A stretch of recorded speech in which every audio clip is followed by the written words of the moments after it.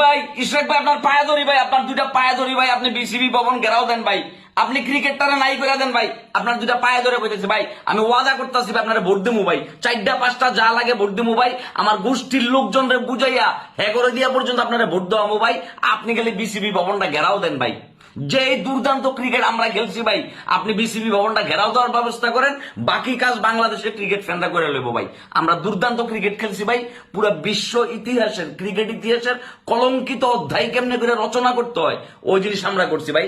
সারা বাংলায় খবর দে, বিসিবির খবর দে। ইশাক ভাই আপনার আমরা খুঁজতেছি ভাই, আপনি একমাত্র পারেন শুধুমাত্র এই নরক যন্ত্রণা থেকে আমাকে মুক্তি দিতে ভাই। আন্নে যদি চান ভাই তাহলে আমরা একমাত্র বাঁচি যাবো ভাইয়া, প্লিজ।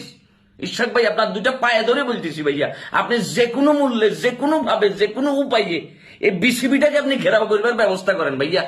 মানে আমরা জাস্ট টায়ার্ড হয়ে গেছি গো ভাইয়া, এই ধরনের ব্যাটিং দেখতে দেখতে দেখতে দেখতে আমরা ক্লান্ত ভাইয়া, ক্লান্ত হয়ে গেছি ভাই।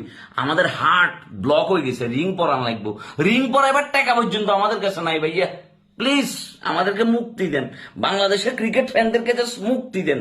আর ওই ঠান্ডার ছেলেদেরকে কিছু বলবার দরকার নেই ভাইয়া, তারা টাকা আছে, নারী আছে, গাড়ি আছে, বাড়ি আছে, সম্মান আছে, বিমান আছে, সবকিছু আছে তাদের জীবনে, খালি ক্রিকেটটা নাই, খালি খেলাটা নাই তাদের জীবনে, আর বাকি সবকিছু আছে। আর আরেকটা জিনিস, লজ্জা নাই ভাইয়া, প্লিজ আপনি ঘেরাও দেন।